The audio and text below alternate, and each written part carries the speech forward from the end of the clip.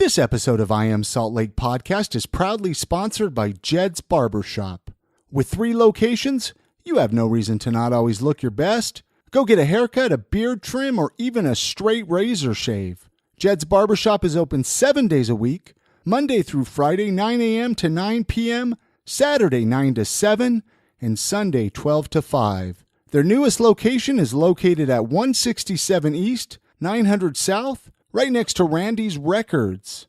They also have a location downtown at 212 South, 700 East, and up in Sugar House at 2153 East, 2100 South. No appointment is necessary. Just show up, get yourself a haircut. Maybe you have a last-minute date or a job interview. Jed's Barbershop is the place for you. Head on over to their website at jedsbarbershop.com for more information.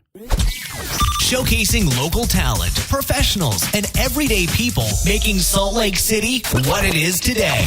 It's time for another episode of the I Am Salt Lake Podcast. Welcome to episode 292 of I Am Salt Lake Podcast.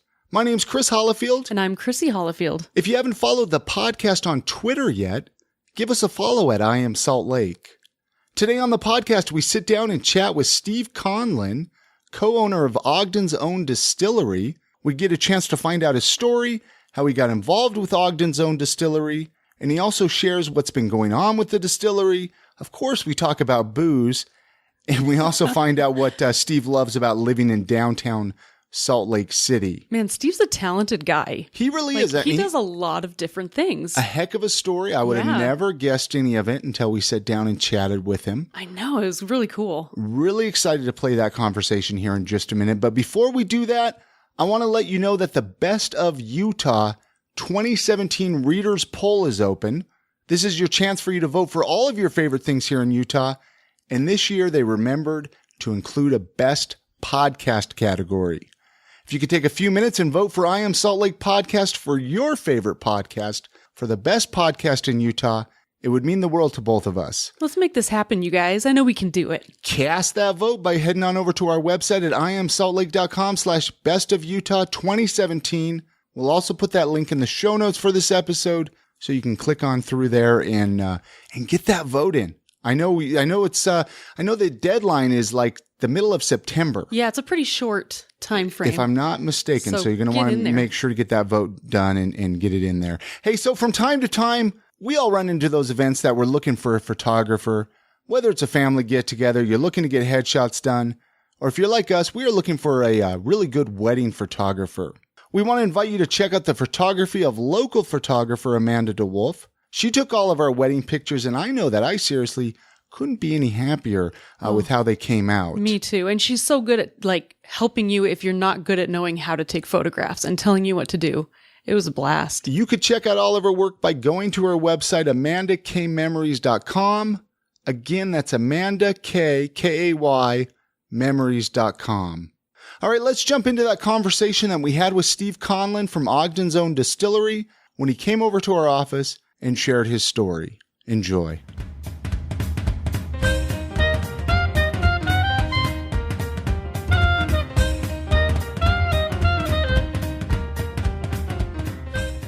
So if we were meeting, I'm going to start this a little bit different than I typically will start a lot of episodes. If you and I were to meet on the street and I said, describe yourself in 30 seconds or less, how would you describe yourself? What would you say you're about?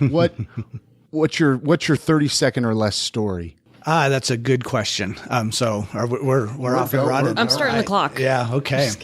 So 30 seconds or less. I'm a resident of Utah who's been here 25 plus years from Austin, Texas. I'm the managing partner of Five Wives Vodka, Underground, Herbal Spirit, Porter's Fire, Madame Patarini Gin, collectively known as Ogden's own distillery. And that would be about 30 seconds. 30 seconds. Yeah. No, well, and that's kind of, in a nutshell. So what brought you to Utah? I'm one of those people whose life is I've chased opportunities. Is the best way to put it. I often get the question of how did you end up in the liquor business?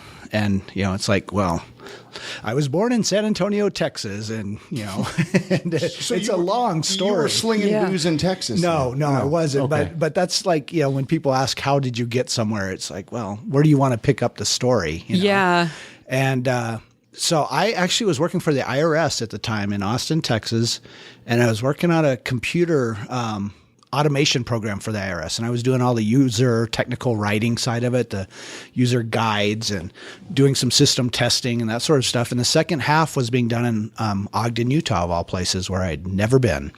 And after spending a summer on the road with the IRS, going to Massachusetts and Philadelphia and all over the Northeast, I was sent to Ogden for 2 weeks to kind of get started on the second half of the project here and help their team that was already going with the phase 2.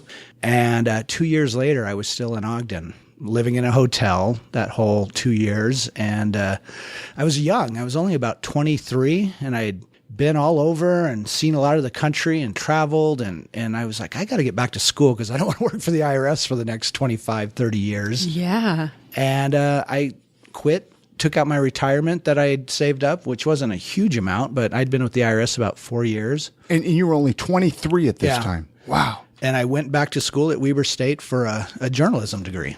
So you liked Ogden, or you liked it enough in northern Utah to stay? That's a trick question. Or what my rationale was stay? was that stay and go to Weber State, which didn't have a journalism program, right? They have communications and with a journalism emphasis. And I was a photographer. I wanted to be a photographer. So photojournalism was my dream there.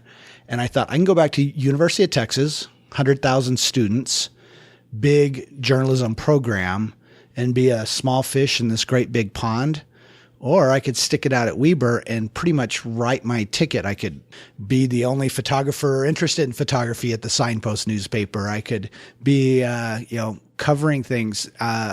You could really get more experience that the way. The Standard Examiner was there. Yeah. And, I had access to staff newspaper photographers. And it just seemed like the right thing to do as far as jump-starting what I wanted to be, have as a career.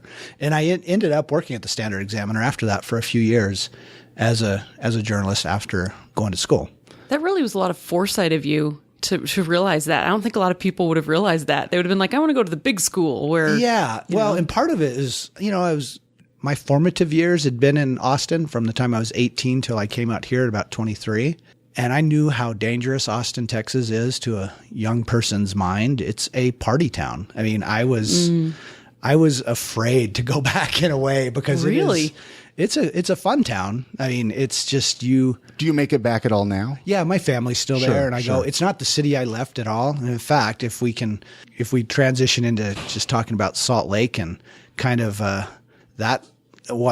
just being here in Salt Lake now reminds me of Austin that I left back in 1992, roughly. So that kind of tells us people can look at Austin now, and that's what we have to look forward to. Oh, let's hope not. I mean, you don't think so? There's some things that are, traffic is hell there nowadays. It's getting bad here. It is getting bad, and I commute to Ogden from downtown Salt Lake 4 times a week. And, I've even in the last 2 years, I've just noticed a tremendous difference. So why didn't you, if you left the IRS, you stuck around in Ogden, why didn't you come down to Salt Lake to go to school from Ogden? What made you stay in Ogden? There had to be something about Ogden that you were digging on. Ogden's a cool little town. I always joke that, when I moved there, I saw this great potential. And it was like, oh, Ogden's going to be a fantastic place someday. Sure. And I always say that if I had known it was going to take this long, I would have left a lot earlier. It took many years. I mean, Ogden is a cool place. Don't get me wrong. I like it. I love the people there. I go to work there 4 days a week. I have great friends and connections there. But it took a long time to get to where it's at now. And I think, and just in time, I kind of outgrew it. I just kind of got impatient with it. And I'm more of a city person. I just like. So you eventually made it down here to Salt Lake. So I've been in Salt Lake for 2 years now after 20 plus years in Ogden. Salt Lake's I gave it a fair shot. You gave it a fair shot. I mean, I'd say you did. And the thing is we all joke that Ogden is so far away, But it's so close, really. I leave downtown Salt Lake. I live in American Towers, so right downtown. Beautiful place right there, yeah. I'm in my office in 32 minutes. Oh my gosh! Wow, Yeah. that's a way quicker I drive commute. fast, but Hey, as long rarely as does you it don't get take me caught. over 40 minutes. Yeah. Wow, I didn't realize it was such a close commute. So we joke It's not. 30 minutes to Salt Lake, but 4 hours to Ogden. You know. So let's fast forward a little bit to Ogden's own distillery, Okay. which I had Tim on the podcast back in 2015. I made a note here, episode 169. So we're going to talk about a lot of new stuff that you've been up to with the distillery since Tim's been on the show. But I kind of want to find out, let's back up just a little bit. How did that even happen? Like, where did that, how did you meet Tim? Yeah. So, gosh, before we got started, we talked about that we do a little podcast on our website. That our first podcast is me and Tim sitting down and talking for an hour about how we started the company. So if you want more depth, go check out fivewivesvodka.com and you can get a little more depth to the story. But Tim and I were just basically acquaintances. We had a mutual friend named Carl Smith I was in the mortgage business. Tim was working in the mortgage business and worked with Carl. And every once in a while, Tim would kind of bop in with his latest creation he had made at home, some absinthe or, some home. And he brew. talked about that when he was on the podcast before. Yeah, so, and he'd come down and, I had an office right on 25th Street. So he'd come down, 5 o'clock on a Friday. We'd do a couple shots in the office and head down to the Kokomo or Brewskis and hang out and have some, after work drinks. And that's kind of how I got to know Tim. And then one day he came into my office. I bet I'd only met him probably less than 10 times. And he says, I'm really want to get this business launched. I've been trying to do it for a while and I'm not sure what steps to take. Sure. And I had owned, a mortgage company. I'd done a lot of different things. Worked at the newspaper, worked for the IRS. My background You're very was diverse. Curious enough that he felt like coming to me for, a dialogue about it. And we went and had lunch at Karen's Cafe. I remember that he came by on a Thursday. I think we had lunch on Monday or Tuesday.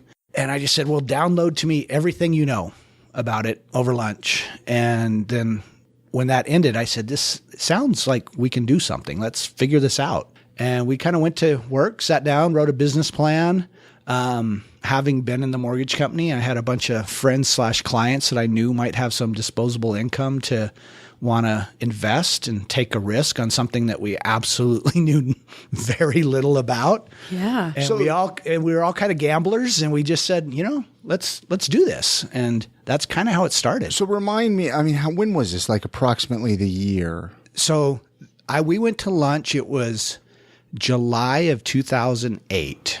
And we kind of put our plan together, and I had actually got a group of people together, and we were kind of ready to go with it in like September.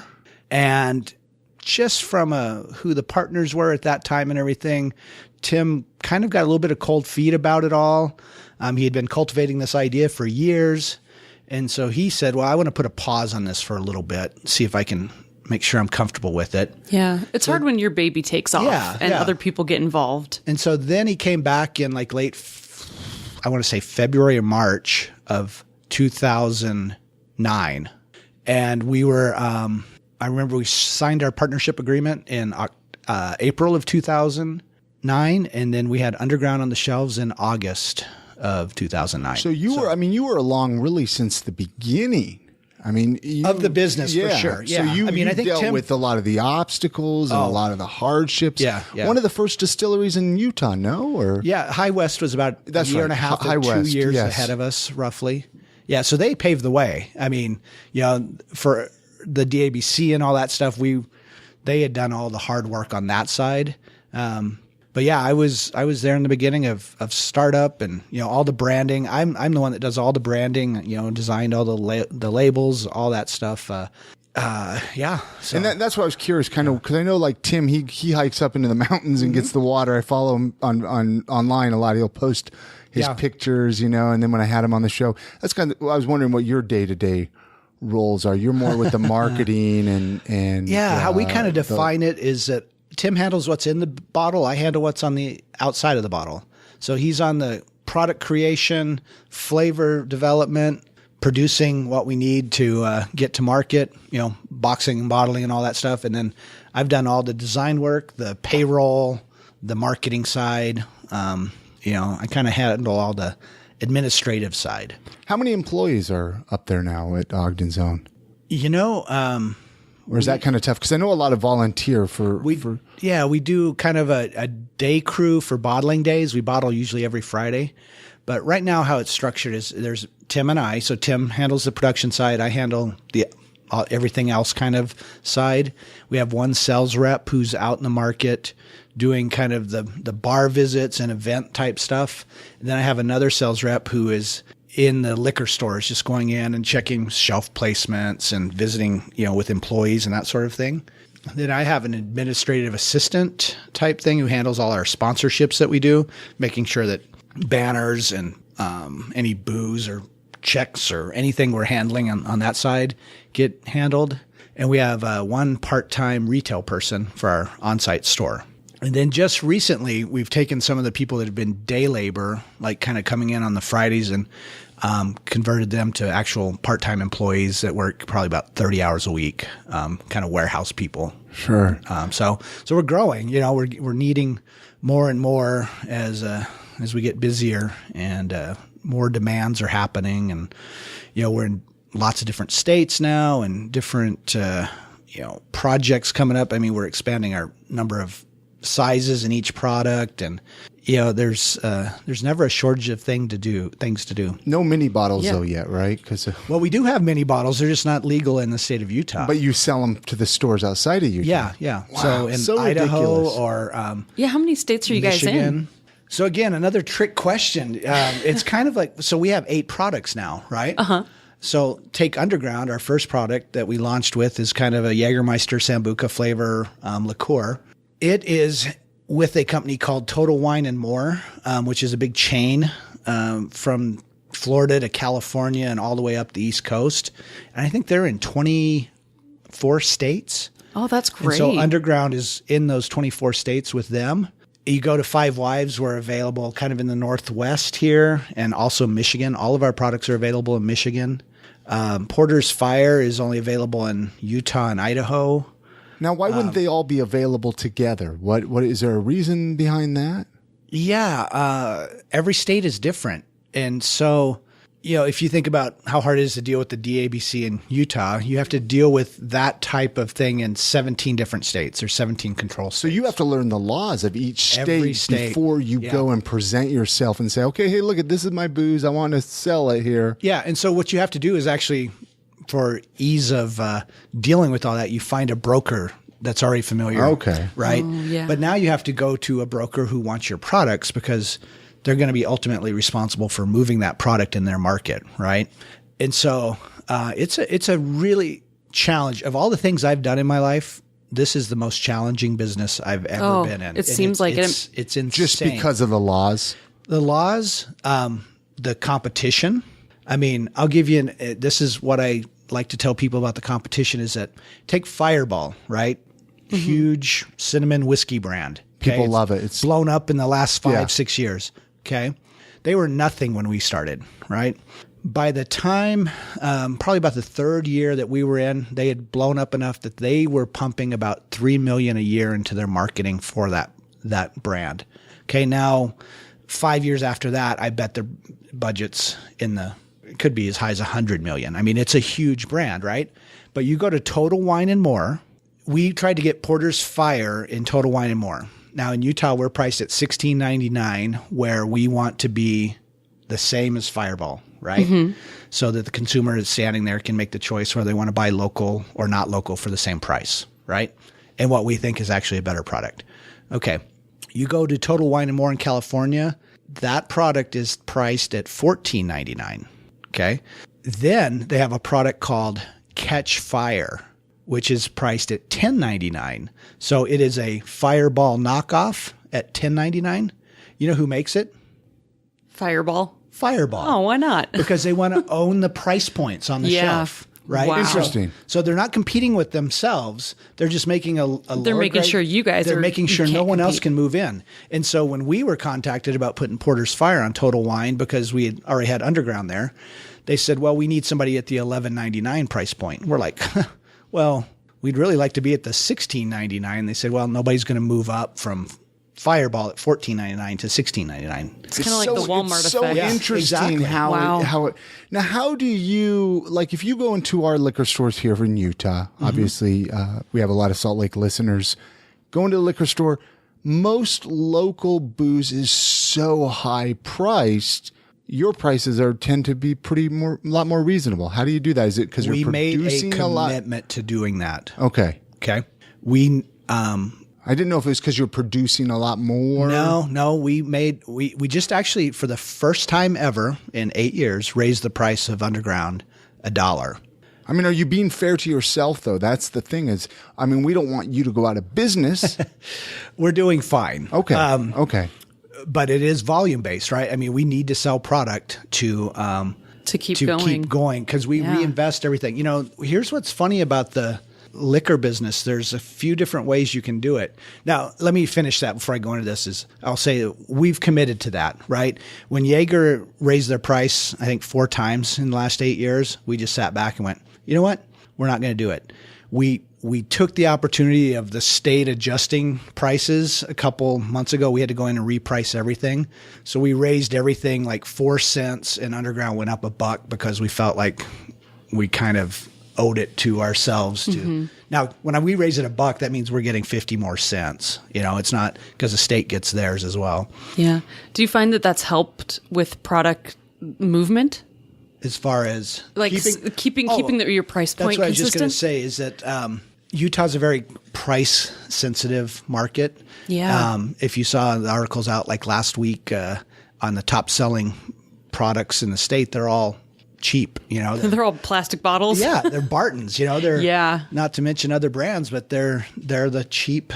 Yeah, I actually posted that on the I Am Salt Lake Facebook. So go. It shows like the top selling having said liquor. That, Five Wives is the top selling produced locally made spirit, higher than any High West product or anything.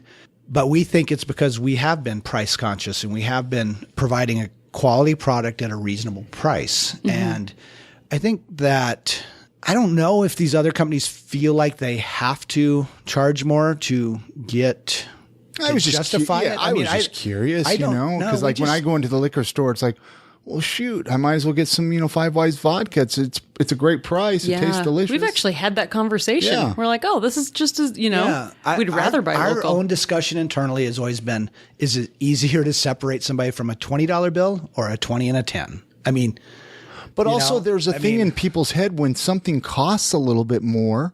Do you think maybe they put it in their head that it's a little bit better quality? I think that is possible. And it's hard to know. You don't know. And I think that happens to some people, right? But we're trying to sell a lot of booze. To everybody. Yeah. And most of our market is Utah, right? So why not take that market and really be hyper conscious of the consumer there and not worry about the consumers in other places that might be like Patron drinkers, right? You know, Patron got a reputation for being a status symbol. Right. But Paul Mitchell, you know, was able to take that nationwide immediately, and he's got a much bigger market.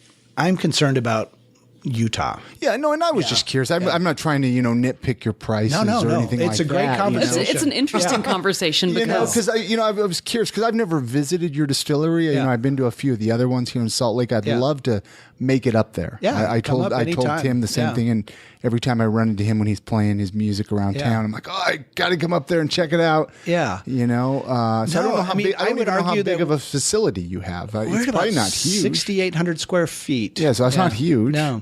And I would argue, I mean, the quality of our product, I think, stands up to anybody in that 20 to 30, even 30 plus price range. You know, the consistency, the uniqueness of it, everything. It's we just made a conscious choice to try to keep things reasonable for the Utah consumers to make the choice easy. I mean, you walk into a liquor store, you've got choice. Yeah. Okay.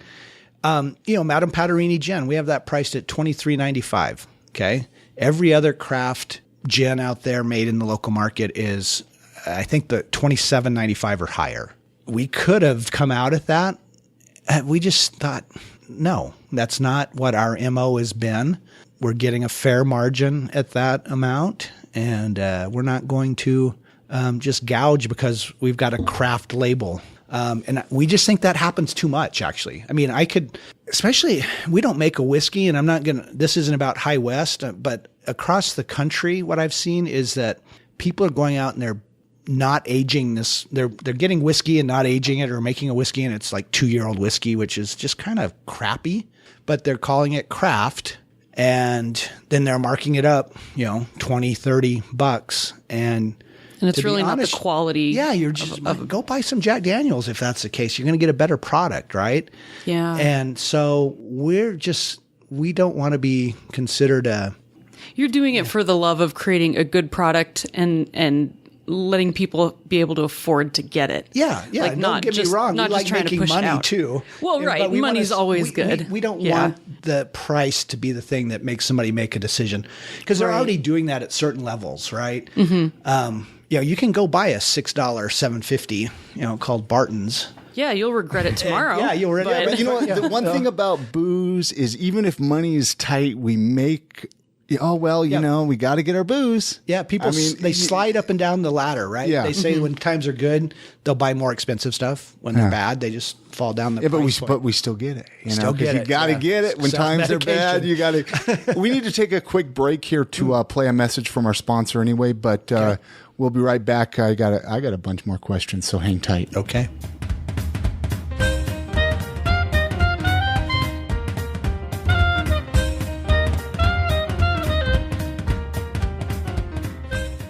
This episode of I Am Salt Lake podcast is proudly sponsored by Jed's Barbershop. With 3 locations, you have no reason to not always look your best. Go get a haircut, a beard trim, or even a straight razor shave. Jed's Barbershop is open 7 days a week, Monday through Friday, 9 a.m. to 9 p.m., Saturday, 9 to 7, and Sunday, 12 to 5. Their newest location is located at 167 East, 900 South, right next to Randy's Records. They also have a location downtown at 212 South, 700 East, and up in Sugar House at 2153 East, 2100 South. No appointment is necessary. Just show up, get yourself a haircut. Maybe you have a last-minute date or a job interview. Jed's Barbershop is the place for you. Head on over to their website at jedsbarbershop.com for more information.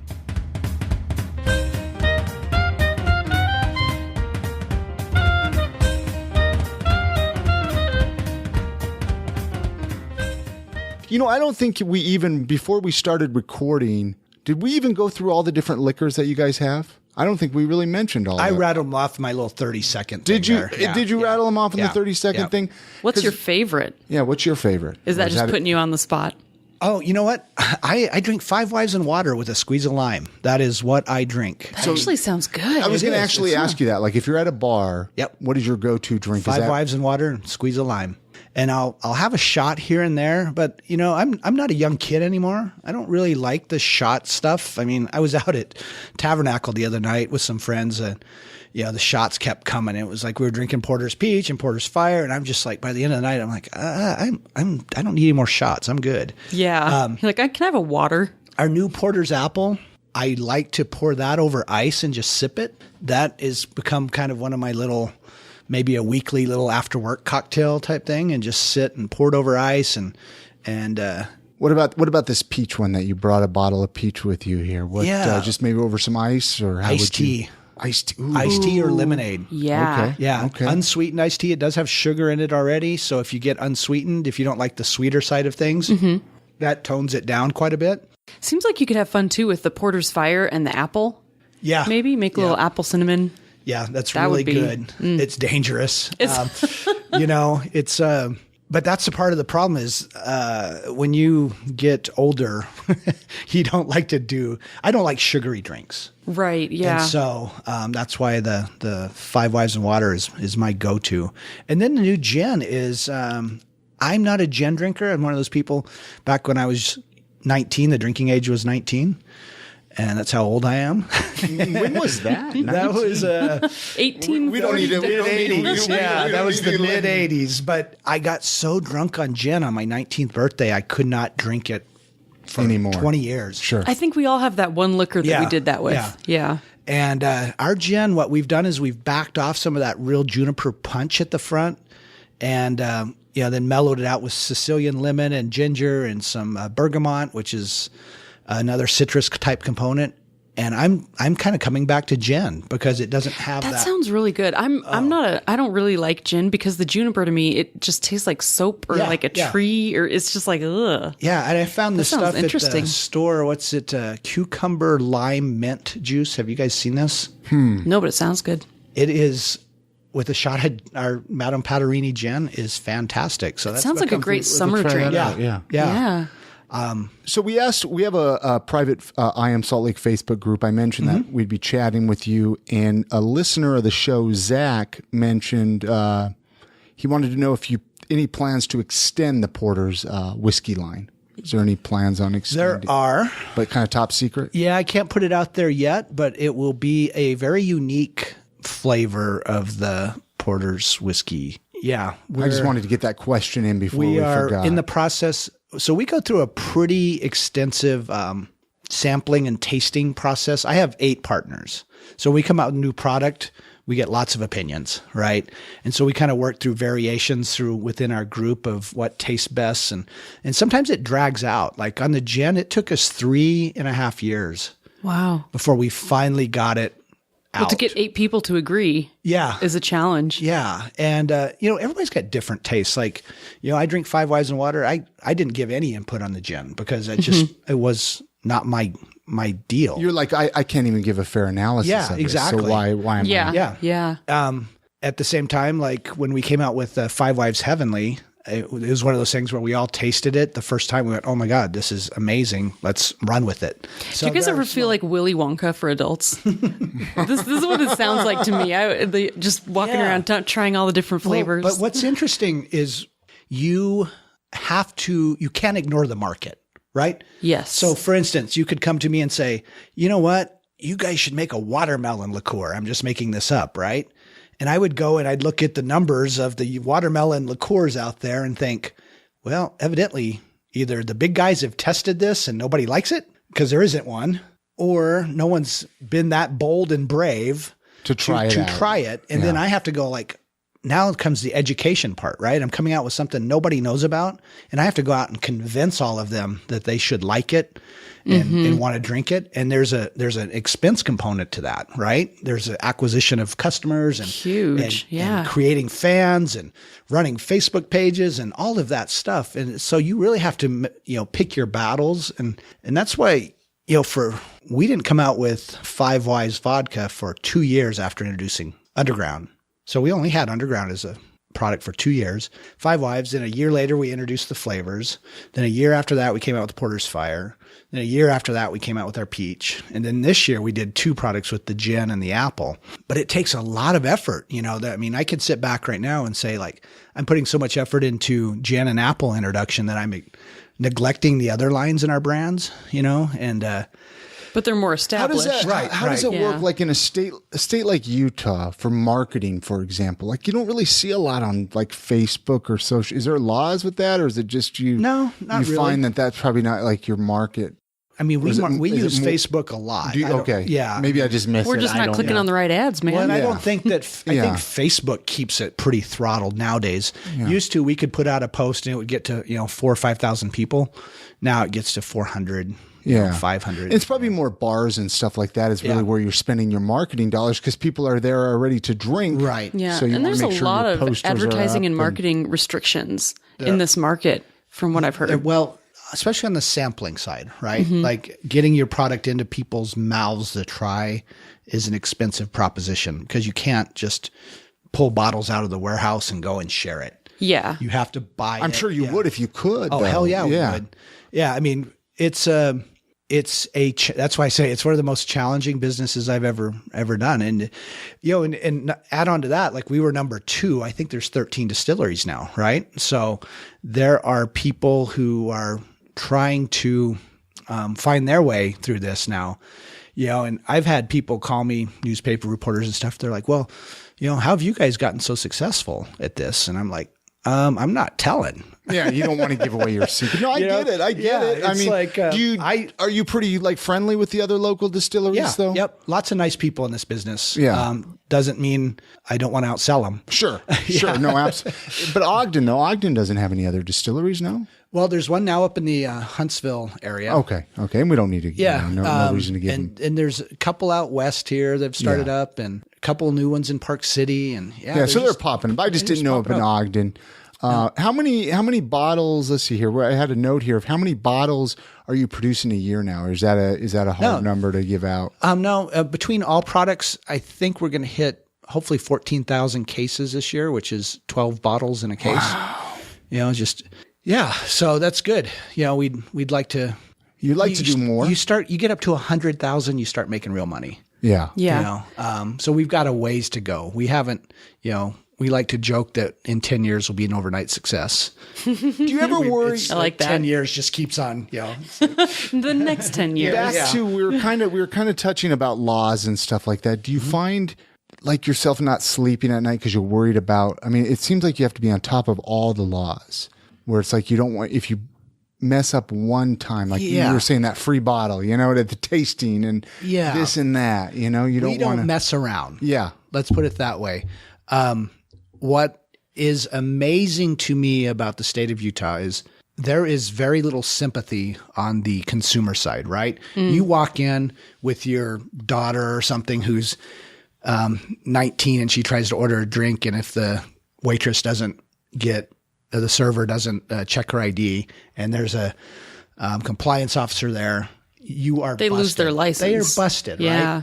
On the other hand, if the DABC misplaces $1 million somewhere that they can't track, everybody goes, they better find it. There's no real hard punishment to them screwing up. But when we screw up on our side, it is our livelihood. Yeah. Our license is at risk. It is, a shutdown. But do you have somebody, that's constant. It seemed like you'd have to be on top of all the laws. They're almost changing daily. Yeah, the Utah legislature, every year makes some change. And you're probably up on Capitol Hill when a little bit. I was the main instigator of getting the sampling laws changed to where we could sample on site.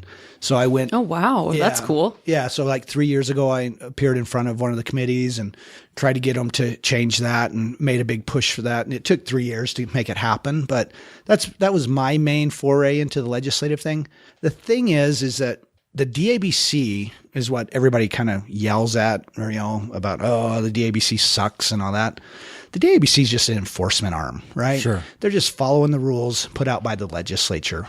So when people bitch about the DABC, I'm always like on Facebook go, you guys, you got to vote. That's what's important. Yeah. You got to vote some drinkers into the legislature to make normal rules because, right, people who don't drink making the rules so they don't understand. Yeah, there's 60 something or 70 legislature members and 12 of them or something are Democrats, right? Mm-hmm. Okay. Of the other 58, and these numbers are just ballpark, 2 admitted to drinking of the 58. So the rest of them are closet drinkers. Well, let's hope so. At least because they don't want to admit to it in public because they're like, could affect your chances. But that's why you get the wacky laws you do. They have no experience with alcohol being consumed responsibly. They've been taught all their lives because they're from the LDS faith that it is. Right up there with coffee and it's very black and white. Yeah. We're right up there with coffee. Damn it. Which, you know what? That's the thing, though. It's true. It is. Coffee is looked at as that. Do you think Utah? Do you think we'll ever have more normalized liquor laws? You've probably seen even a lot of change since. It is more normalized. It's funny. We were talking right before we started about mini bottles, right? Sure. Mm-hmm. When I moved here, there were. That's what you got. Yeah, you went into a bar and you ordered a drink. You got a mini bottle. Oh, how cute. Really? Yeah. And you made your own mixed drink. You had to mix your own drink. Yeah. It was a private club. They need to go back to that. That's adorable. Great about that is you could order 10 of them at close and walk out with them in your pockets. Oh, that's great. Wow. Yeah, it was actually and you were getting an ounce and a half. Now you can do ounce and a half, but for a long time it was like, God, when we had mini bottles, it was actually, you got more to drink. Wow. Yeah, no, I remember the private club for members. I was kind of trying to explain it. You've explained it to me. And it's such a weird thing to wrap my brain around being from out of state. It's such a different so long world. ago too, but it hasn't. No, it really wasn't that long, you know. And I know, if I'm not mistaken, I know one of the loopholes was the whole smoking inside thing. And that's what kind of made them get rid of it, if I'm not mistaken, because the bars were still able to allow people smoking indoors. Yeah, I hadn't heard that because of the private club for members. And there were like some restaurants that were even like, oh, well, we're a private club. Oh, interesting. Because they wanted people to be able to smoke. And so that's what kind of got rid of that. Maybe I'm wrong. Yeah. I don't know the whole story. I mean, it was all during the Olympics. They wanted to get rid of it to make it well, it was stupid. More friendly for people to come in and not have to. Yeah, I mean, if you guys know, like if you went to what was the Zephyr Club at the time? Yeah, Zephyr. It's where we hung out at. It was a private I pointed club. out the Zephyr. Yeah. You have pointed it out to me. Yeah, we used to live right down there. Do you know where La France, those white apartments? Yeah, yeah. Oh, yeah. Yeah. Her and I used to live right down there. So I used to point out the Zephyr all the time. Yeah. Like, man, some of the best concerts wherever that were there. But it cost you $12 a year to be able to go in there. They had to charge a minimum of $1 a month for membership. Now, if you came to town to visit, like say you're staying at the Hilton there and you want to go in the Zephyr, they could sell you a 2-week temporary for like $4. Okay. And then you could go in there and you could bring in guests with you. It was silly. But it was just silly. People weren't bar hopping, I think, back then either as much because it was like, well, I don't have a membership there. And you didn't want to spend even $3 or $4 because that was drinking money. Right. Yeah. Well, so like straight up, I mean, get a beer. Is it? Do you guys ever miss it? Well, what would you miss about it? I don't know. I've never experienced it. I mean, it wasn't like you got any perks. It wasn't like you got like free back rubs or something like that. That would have been nice, though. There was no advantage to it. From a bar owner standpoint, there was because they could control who had access, right? You could be as racist or as homophobic as you want to be. Well, you know what I mean? Yeah, because it's a private club. Like, hey, Nobody can do what complain. we want to do in here. Back to the smoking indoors thing, right. And because I always thought it was weird that Utah, California banned smoking indoors, all this and that, and in Utah, because I mean I used to be a really heavy smoker, so that's where I kept up on all of that back. Got to pay attention. Yeah. I'm wondering. So you've done a lot of work with. It seems can I say boring work, like in the mortgage industry and the IRS stuff that people would be like, "Ooh, that's a lot of."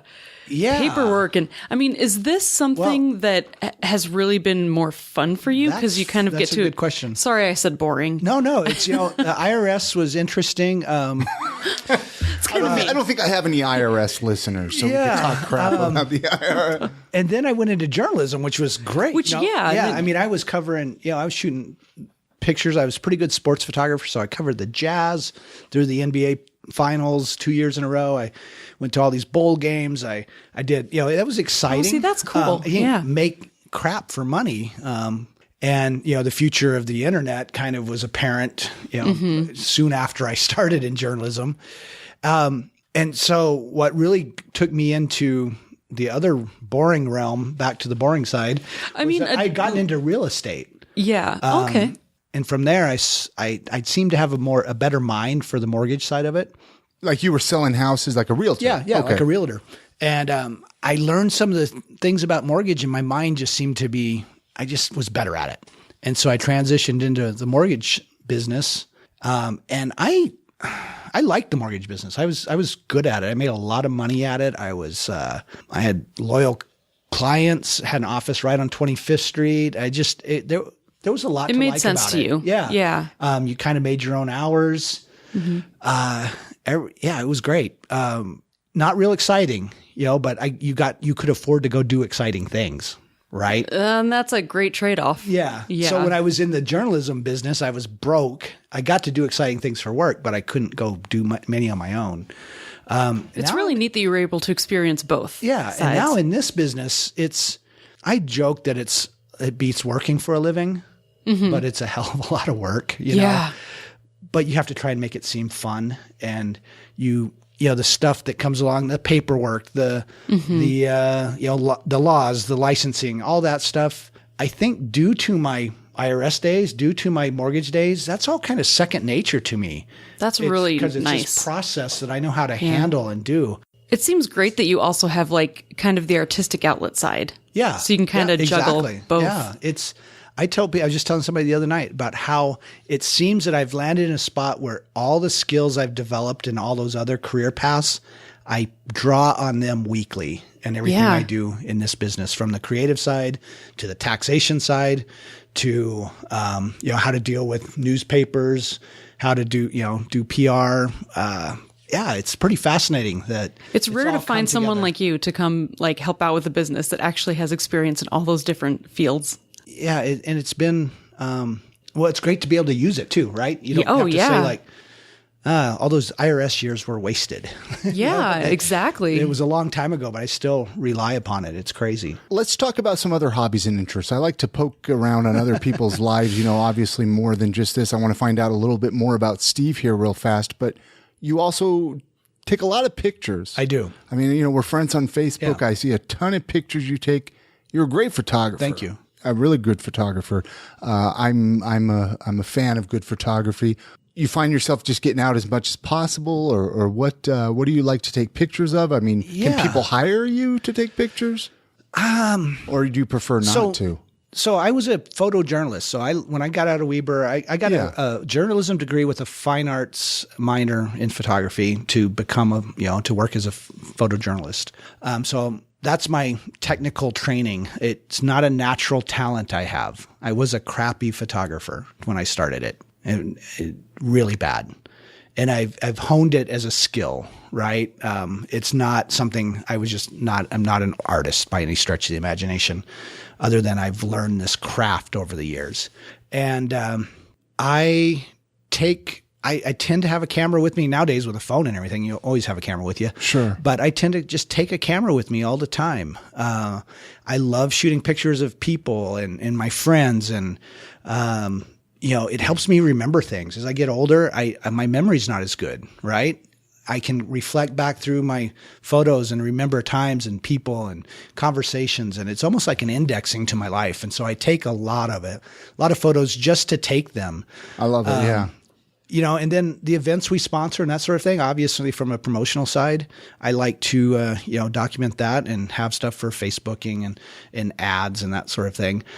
We sponsor Drag Brunch at Club X that happens 4 times a week, or 4 times every a month Sunday, now. right? Yeah, Sunday and Saturday, 2 Sundays and 2 Saturdays a month. But we started that about 14 months ago, and I got really sucked into this drag environment, right? Sure.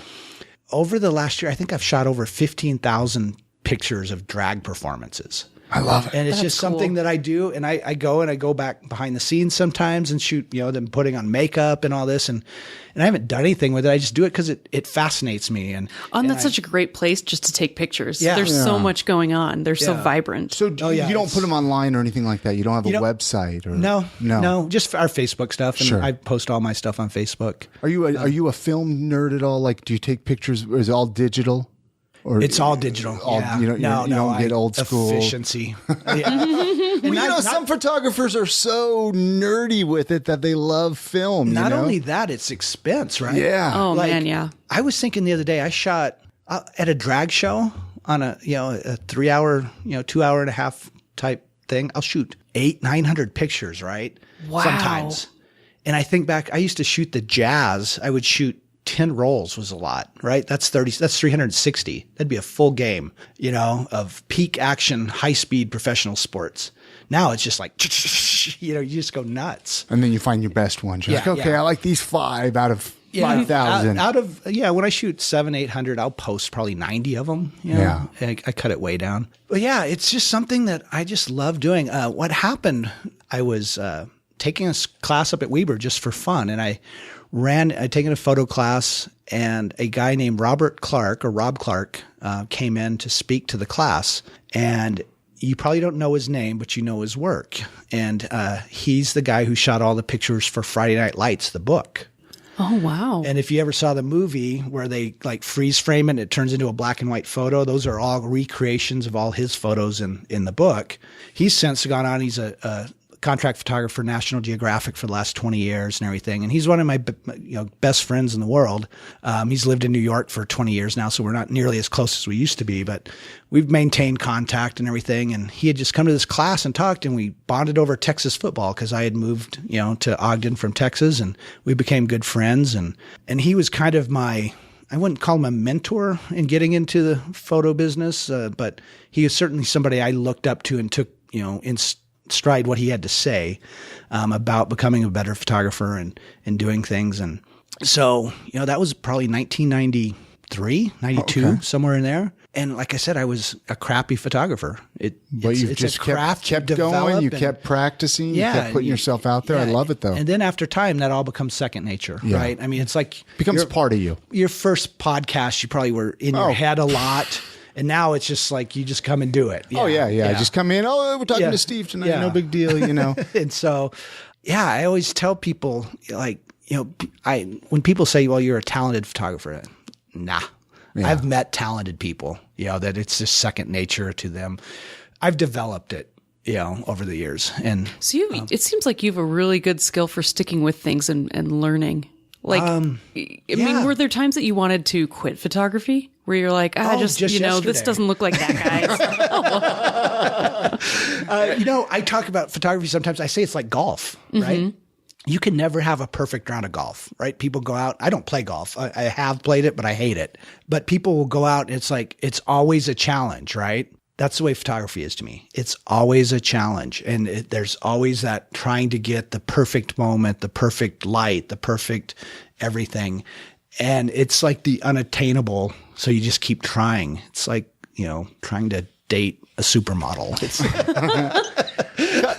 A couple more questions here, and then we'll wrap this up here. I like to kind of shift gears a little bit, kind of a few Salt Lake City related questions. If somebody was visiting Salt Lake City for, let's say a weekend, is there like an area of town or something that you would tell them to check out, some buildings, or what would you tell someone to do? Some people say a hike or visit this. Something, my life is so driven by events. Okay. I mean, and I would probably tune into whatever's going on this week, and I'm that person, if I look down at the Galvin Center from where I live and I see the DIY Craft Lake City event going on, I'm going to wander over and check it out. Yeah. If I hear of, something going on great, chances are I'm going to go check it out just because I like. Well, you're right in the heart of the city, man. Yeah. You get right out there. So as far as like some of my favorite things is, recreational and stuff. I mean, I love Antelope Island. I think it's one of the most beautiful, weird, unique places in the world with buffalo out on this barren, rock surrounded by salt water. And the sunsets out there are amazing. It's full of bugs and stinky crap too, but but I think there's something really unique about Antelope Island. I think, going up to hikes, up to, the canyons around, if you're into that thing are fun. I am really just kind of excited about all the stuff that's happening in Salt Lake. Yeah. And I don't know if you've seen the thing that Paul Duane and I have been doing called the WTF to do in Salt Lake. I have. Okay. Yeah. So him and I put that together. I film it. And, he's been editing and hosting it. And that just grew out of like, holy shit, there's a crap load of things going on in this town. So let's see what we can do to keep people, just informed about what we see is happening and what to do. And so, we try to do something every day. Like we pick out whether it's bands to go see or whether it's, events or beer festival next weekend or whatever. That's the stuff that gets me excited is like I can. And I would probably be the same way. It just depends on what time of year someone visits or what weekend. Is the farmer's market going on? The summer's a great time because there's like the arts fest so going many on. things. Right. Whatever's going on. Yeah, absolutely. Yeah. And it's just blows my mind every time when we sit down and make a list of, we try to keep this piece on like 2 to 3 minutes at the most, and you try to just cull it down to that. And it's like, we have so many other things we leave out of it. Where can people see this? We have a Facebook page. Okay. It's just WTF SLC. Okay. Yeah. And it comes out every Thursday. Okay. Yeah. So, go check it out and see what's going on. There's always so much going on and everybody's got a different angle to it as well. Yeah. Like we were joking in the last one about Cat Power, the musician, is playing at Twilight this week. And we kind of looked at each other and said, who the heck is that? I mean, we're out of touch. But evidently, big following among some people. Though. I couldn't name one Cat Power song. Yeah, but I mean, it just shows you how diverse what's going on in this city is that you can there's something for everyone, really. Yes, we threw it in there because we had heard she's somebody that people will like, but we don't even necessarily know sometimes what's going on and who the right things are. So we just kind of wing it at those times. What about favorite local eating spots? I always like to ask that. It's been such a fun question to find out about people coming on the show, right? Yeah. So I moved to Salt Lake it'll be 2 years ago in December. So year and 8 months I've done. I've tried to make it to where I go to a new place to eat every week. I tend not to go. That's such a good goal. I tend not to go out to eat that much, honestly. I tend to eat at home. I'm up in Ogden during the day, so I'll grab food up there or something. Well, even Ogden. I mean, what are some good places in Ogden? I mean, well, I'll tell you, like Tona Sushi in Ogden's great, but I love Takashi Sushi in Salt Lake. That's one of my favorite places. If good I'm go sushi. Out. Yeah, you've been there. We've talked about going there. Wink. I love it. Yeah. I love R&R barbecue. It brings me back to Texas. They're good. Eating some brisket. Yeah. That's kind of one of my hot spots at the moment. I'm in the bars a lot, just nature of my business. So Whiskey Street makes a grilled Caesar salad. Like they actually grill the romaine lettuce with chicken. That sounds delightful. It's like one of my favorite things. I get a craving about every 2 weeks for that, to drop in and have that.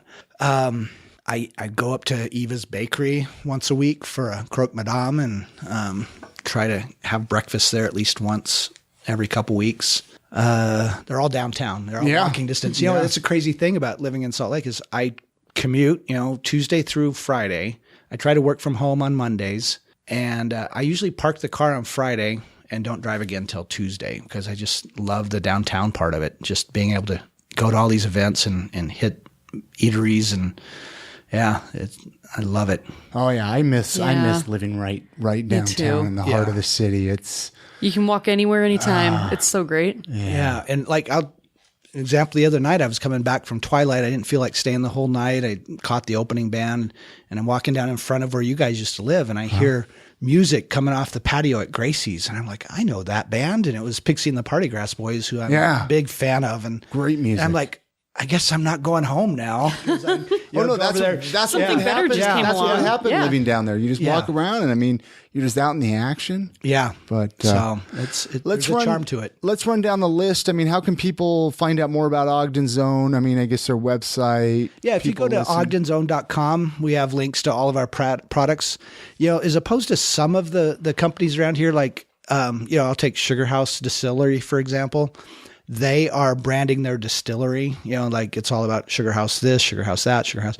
We're branding our brands. We don't care if you know Ogden Zone or not. We want you guys to know the brands. And so every brand has its own, specific website and everything. But if you go to ogdenzone.com, you'll get there. To all of them. Yeah. And so it's fivewivesvodka.com, porterswhiskies.com, and undergroundherbalspirit.com.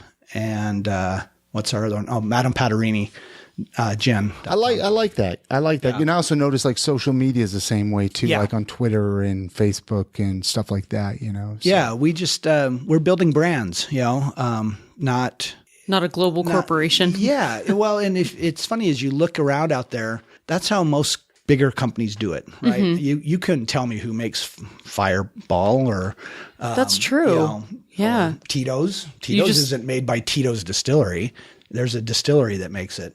And so they're out building their brands. And so that's we wanted to be a little bit different than everybody else. Anything else you want to ask him, Chrissy, or anything you want to mention, Steve, before we sign off here, or anything that you want to promote, or anything that we didn't talk about that you're like, gosh, I want to get this out to the world? No, I just like to say thanks for having us. It's always fun to come in and talk about stuff. It's so fun to hear about. I love talking booze. And we love selling booze in Utah and being part of the community and all the things we try to support as much as possible. And the great thing about being in the liquor business is we've made a lot of friends. Sure. I mean, I don't mean that sarcastically either. We have met and are involved with so many great people doing great things around the state that's probably the best part of it is just getting to spend time with everybody who's passionate about their, whatever they're passionate about. we get to interact at some form or fashion, whether it's you guys or Pixie and the Party Grass Boys or the guys doing fundraisers for breast cancer awareness. I mean, you're able to get out there. Yeah, that's so awesome. And I can't recommend enough. I know we have a lot of listeners in Salt Lake, but believe it or not, we have a lot outside of Salt Lake. You're in a lot of places outside of Utah. So we are. Check your booze out. Or go to our website. Yeah. We have a link to a California seller called High Time Wines, and they ship to 26 states. Okay. So you can find all our products there, and we keep them exceptionally cheap on there. Like we're not making any money. We just want it to get out there. So I think like what we sell in Utah for $18.99, we're selling for like $12 there. Okay. Oh, wow. Yeah. I mean, we're selling them at cost to have people in other states try them and get to know them. So. And I would definitely recommend everyone go out and try Porter's Fire. Yeah. That's Chris's favorite one. As soon as that baby comes out, she's back on the bottle. Baby gets a bottle, Mama gets a bottle. Well, thanks for having me. Thanks so much, Steve. Yep, thank you. All right. Many thanks again to Steve Conlin for coming on the podcast and sharing his story. The links to get in touch with him and find out more about Ogden's own distillery, those can all be found on the website at imsaltlake.com/292. That's for episode 292. Seriously, go check it out. And if you haven't tried any of their booze, any of the Five Wives vodka or the porters, any of those. What's that new one that they came out with? The Porter's Peach? So good. It smells good. I haven't tried it yet. It is delicious. Hey, don't forget that we're doing a special Q&A episode for the 5-year anniversary episode. We're planning on releasing this in September, the first episode in September. So I believe that's next week, if I'm not mistaken.